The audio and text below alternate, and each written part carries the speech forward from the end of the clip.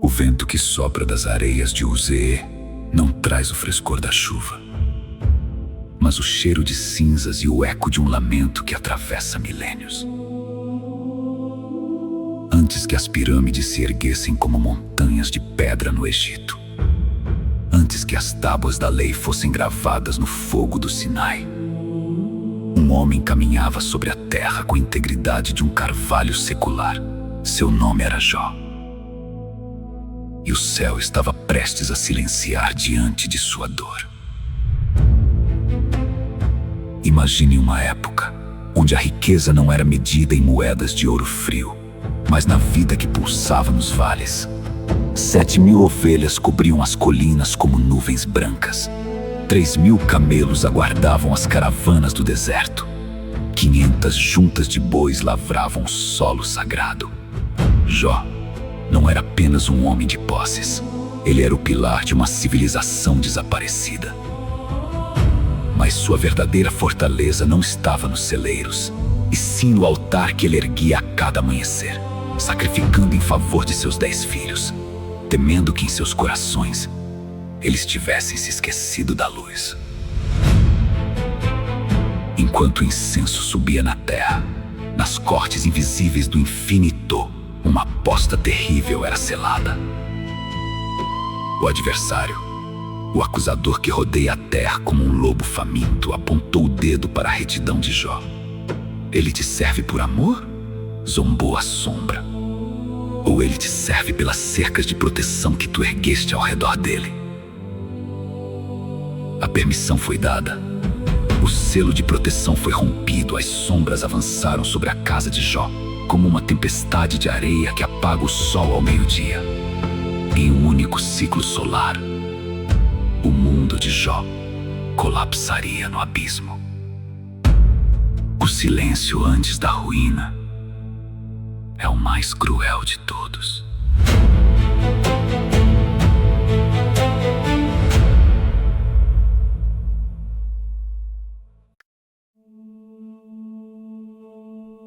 O dia amanheceu como qualquer outro, com o sol de Uzê tingindo o horizonte de um laranja profundo. Mas o ar estava pesado, carregado com o cheiro metálico de uma tempestade que não vinha das nuvens, mas do destino. Jó estava sentado às portas de sua tenda quando o primeiro mensageiro surgiu no horizonte, os pés levantando uma poeira de desespero. "Os sabeus!" gritou o homem, com a voz falhando pelo terror. Eles caíram sobre os bois e as jumentas como lobos em um curral aberto. Passaram os servos ao fio da espada, e só eu escapei para te avisar. As palavras mal haviam esfriado no ar quando um segundo vulto apareceu, os olhos queimados pelo que vira o fogo de Deus. Um raio sobrenatural caíra do céu e consumira as 7.000 ovelhas e os pastores. Restavam apenas as cinzas e o cheiro de lã queimada. O mundo de Jó estava sendo desmantelado peça por peça, mas o golpe de misericórdia ainda estava por vir.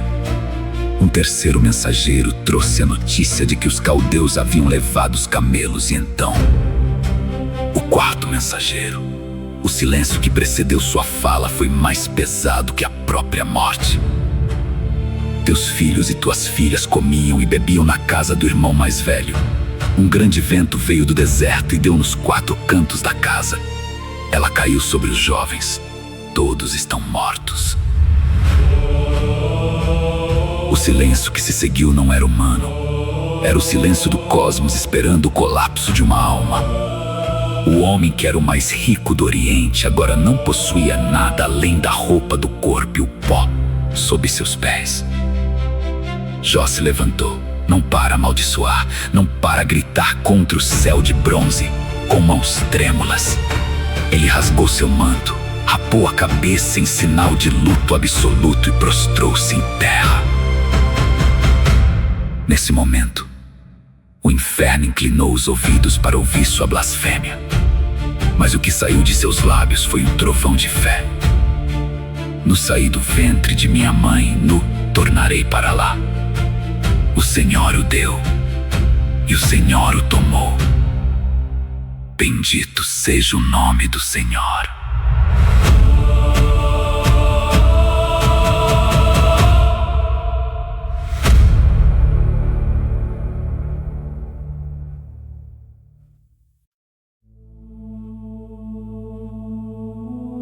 Nas esferas celestiais, o acusador ainda não se dava por vencido. Pele por pele, ele rugiu diante do trono de luz. O homem dará tudo o que tem por sua vida. Mas estende a tua mão, toca-lhe nos ossos e na carne, e verás se ele não blasfema contra ti na tua face. A fronteira final foi aberta o corpo de Jó, outrora robusto e abençoado. Tornou-se o palco de uma agonia que a medicina da época não podia sequer nomear.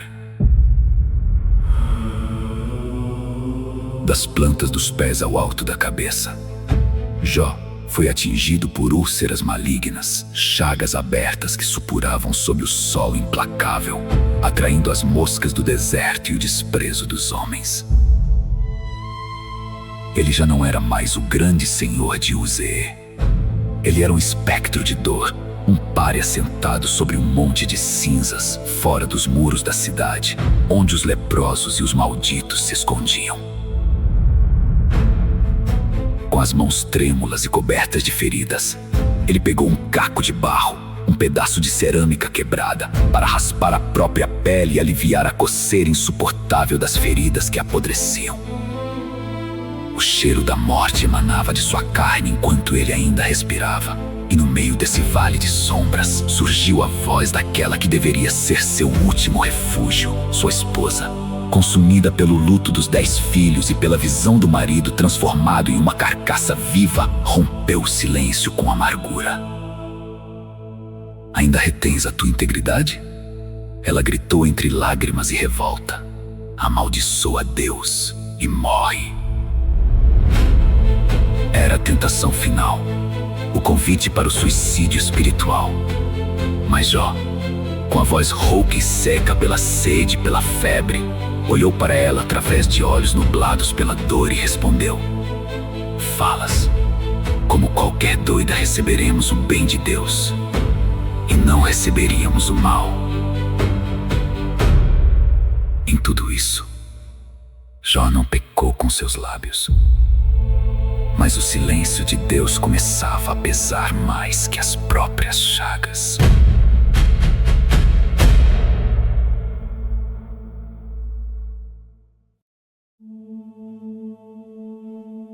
O horizonte de Uzê treme sob o calor do meio-dia. 3 vultos surgem na linha do deserto, como corvos que sentem o cheiro da morte à distância. Elifaz, o temanita, Bildade, o suíta, e Zofar, o namatita. Eles eram sábios, os príncipes do intelecto, os amigos que vieram para chorar com o caído. Mas quando seus olhos encontraram a figura sobre o monte de cinzas, eles pararam. Aquele não era o homem que conheciam, aquele ser desfigurado, com a pele enegrecida e os ossos saltando sob as chagas. Era um monumento à agonia. Eles levantaram a voz e choraram, rasgaram seus mantos e lançaram pó sobre as cabeças. E então, o silêncio, 7 dias e 7 noites. Ninguém dizia uma palavra, pois viam que a dor era terrível demais para ser tocada por frases vazias. Mas o silêncio humano tem limite. E o de Jó rompeu-se primeiro, não contra Deus, mas contra o dia em que nasceu. Ele amaldiçoou a sua própria existência, desejando que a noite de seu nascimento fosse apagada do calendário do tempo. E foi nesse vácuo de desespero que a consolação dos amigos se transformou em acusação. Elifaz foi o primeiro a quebrar a barreira. Lembra-te agora. Ele disse com uma voz carregada de autoridade religiosa: quem jamais pereceu sendo inocente? A lógica era simples e cruel. Se Jó sofria, Jó havia pecado para eles. A dor era a prova do crime. A justiça de Deus era uma balança comercial. Se o mal chegou, é porque foi comprado com iniquidade. Jó estava cercado de um lado, as feridas que gritavam; do outro, os amigos que o apunhalavam com a lei. O martírio da alma começava a superar o martírio do corpo.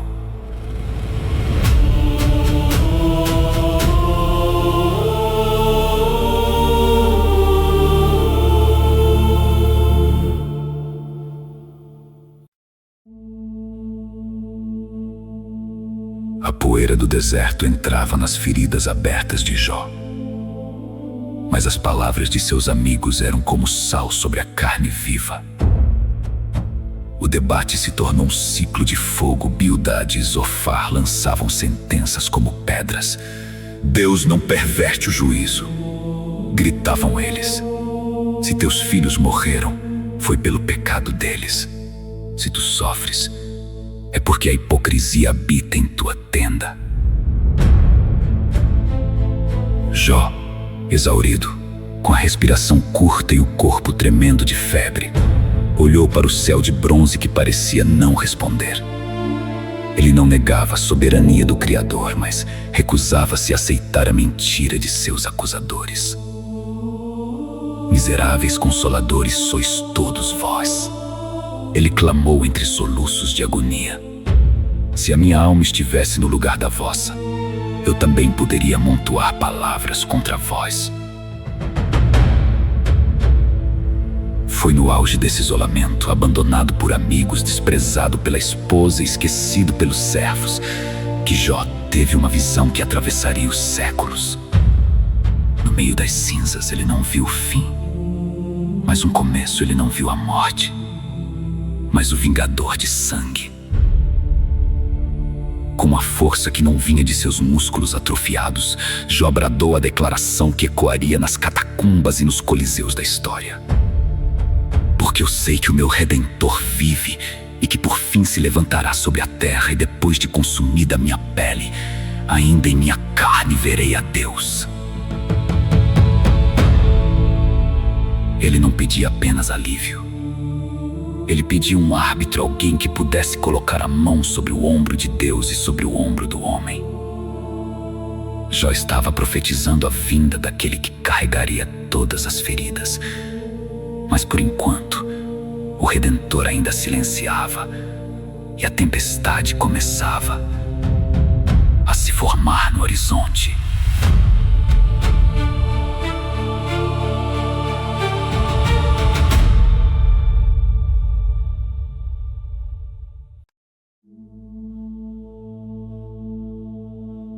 O sol já começava a declinar, projetando sombras longas e distorcidas sobre o monte de cinzas. No círculo de silêncio que se seguiu às queixas de Jó e ao julgamento dos 3 amigos, um vulto que estivera nas sombras se adiantou. Seu nome era Eliú. Ele era o mais jovem e, por isso, guardara suas palavras como brasas escondidas sob a palha. Mas seu espírito estava em chamas. Sua voz não era o sussurro cansado de Jó, nem o tom monótono e sentencioso dos anciãos. Era como o estalo de um chicote no ar seco de Uzê. Ele não olhou para Jó com piedade, nem para os 3 amigos com respeito. Sua ira se acendeu contra os 3 sábios, porque não haviam achado resposta, e contra Jó, porque este pretendia ser mais justo do que o próprio Criador. Eu sou moço, começou Eliú, com o peito arfando, e vós sois idosos. Por isso me temi e receei de vos declarar a minha opinião. Eu dizia: falem os dias, e a multidão dos anos ensine a sabedoria, mas há um espírito no homem, e o sopro do Todo-Poderoso faz sábio. Ele apontou o dedo para o céu que escurecia. Eliú não falou de pecados ocultos ou de balanças comerciais. Ele falou da pedagogia do sofrimento. Ele pregou que Deus usa a dor como um grito para despertar a alma, que Ele fala nos sonhos, fala nas visões e fala no leito de dor para desviar o homem do seu orgulho. Deus é maior do que o homem! Ele bradava, enquanto o vento começava a soprar com uma força sobrenatural, levantando a areia e as vestes dos presentes. Eliú preparava o caminho. Ele falava de trovões e de nuvens, sem saber que o próprio trovão estava prestes a tomar forma. O jovem parou de falar. O céu não era mais azul, mas de um cinza profundo e elétrico. O turbilhão estava chegando.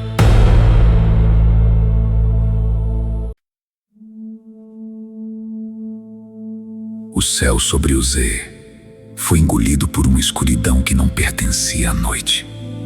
O vento, que antes era um sussurro de poeira, transformou-se em um turbilhão colossal. Uma coluna de força e trovão que descia das alturas para o monte de cinzas. Os amigos de Jó recuaram, cobrindo os rostos, trêmulos diante da manifestação da Shekinah. O silêncio de Deus havia terminado. Do meio do redemoinho, uma voz que soava como o estrondo de 1000 cataratas e o estalar de 1000 raios rompeu o espaço-tempo. Não era uma voz de consolo, era uma voz de majestade absoluta. Quem é este? Bradou o Criador, que escurece o conselho com palavras sem conhecimento. Cinge agora os teus lombos como homem, e perguntar-te-ei, e tu me responderás.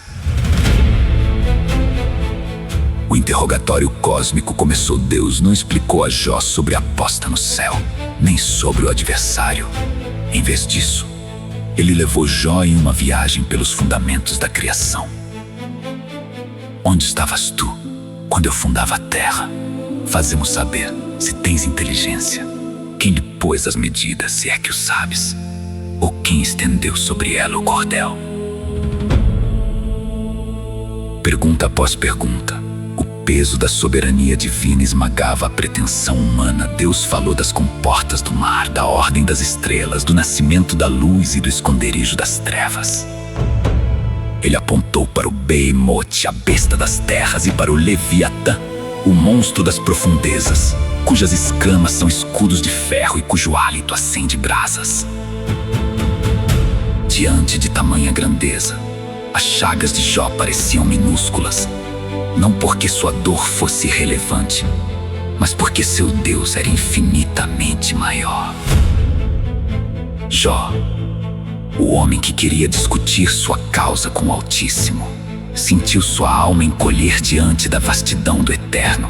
O martírio agora encontrava seu propósito: o reconhecimento de que o barro não questiona o oleiro.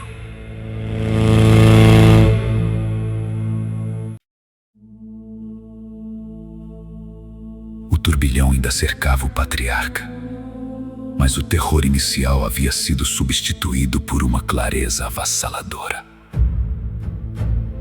Jó não estava mais olhando para suas feridas. Ele estava olhando para a glória e as palavras de seus amigos, que tentavam explicar Deus. Pareciam agora como o balbuciar de crianças diante de um oceano infinito. O silêncio voltou, mas desta vez era Jó quem se calava por escolha. Ele se encolheu no pó, mas sua alma nunca esteve tão alta, com a voz embargada, não pela dor da carne, mas pelo peso da presença divina. Ele respondeu ao Todo-Poderoso: bem sei eu que tudo podes, e que nenhum dos teus pensamentos pode ser impedido. Jó reconheceu que sua busca por justiça era, na verdade, uma busca por significado que ele não tinha capacidade de compreender. Quem é aquele? Ele repetiu as palavras de Deus para si mesmo, que sem conhecimento encobre o conselho. Por isso falei do que não entendia, coisas maravilhosas demais para mim que eu não compreendia. Aqui jaz o segredo do martírio de Jó. Ele não recebeu uma explicação sobre por que seus filhos morreram ou por que sua riqueza se foi. Ele recebeu algo maior, a visão do próprio Deus. Antes eu te conhecia só de ouvir falar, ele declarou, enquanto as lágrimas limpavam sulcos de cinza em seu rosto. Mas agora os meus olhos te veem. Por isso me abomino e me arrependo no pó e na cinza. O homem que se sentia injustiçado agora se sentia privilegiado no centro do seu sofrimento. Ele encontrou a face daquele que sustenta as Pleiades e o Órion. O julgamento havia terminado, a restauração estava para começar, mas antes, a justiça de Deus deveria cair sobre aqueles que falharam em nome da religião.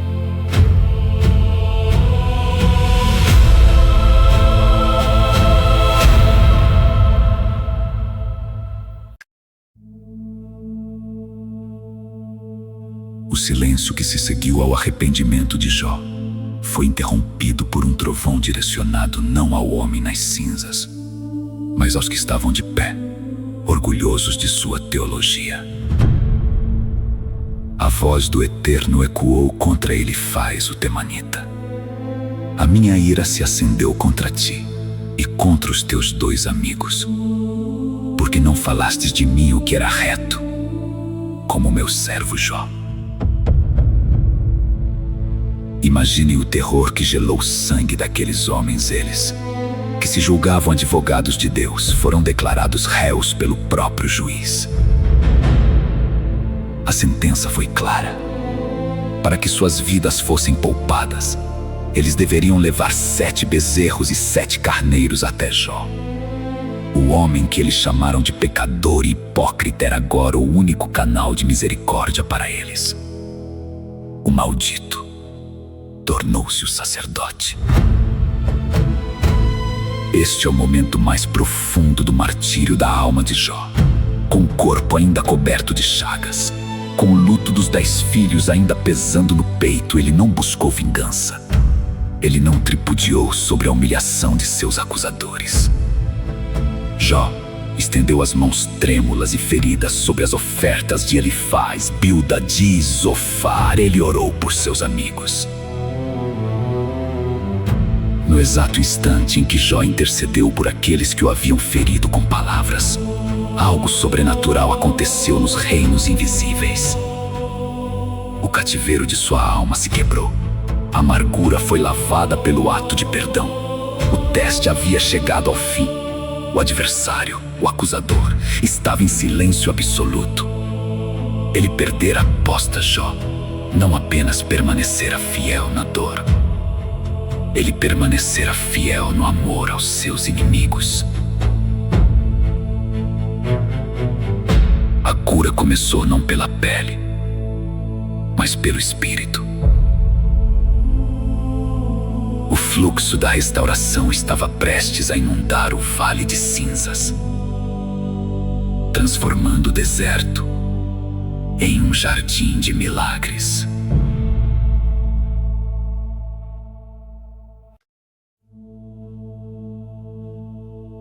O deserto de Uzê nunca mais viu um dia como aquele à medida que Jó retirava as mãos da oração por seus amigos. O peso que esmagava seu peito dissipou-se como a névoa sob o sol do meio-dia. O Senhor mudou a sorte de Jó. Não apenas restaurou o que foi perdido, mas derramou sobre ele o dobro de tudo o que possuíra. As colinas voltaram a ficar brancas com 14.000 ovelhas. 6.000 camelos formavam caravanas que se perdiam de vista. 1.000 juntas de bois e 1.000 jumentas enchiam os vales de vida. Mas a maior restauração não foi contada em animais ou ouro. Deus deu a Jó outros 7 filhos e 3 filhas. E diz a Escritura que em toda a terra não havia mulheres tão belas quanto as filhas de Jó: Gemima, Quesia e Querem Apuque. Jó viveu 140 anos após o seu martírio. Ele viu seus filhos e os filhos de seus filhos, até a 4ª geração. Ele morreu velho e farto de dias. Mas seu verdadeiro legado não foi a riqueza recuperada, nem a longevidade de seus ossos. O legado de Jó foi o caminho que ele abriu no escuro. Ele provou que a fé não é um contrato de prosperidade, mas uma aliança de sangue e integridade. Ele mostrou que, mesmo quando o céu se cala e o inferno ruge, o homem pode permanecer de pé sobre as cinzas de seu próprio mundo e dizer: o meu Redentor vive. A história de Jó é o eco que fortalece cada mártir, cada perseguido e cada alma que clama no silêncio da noite.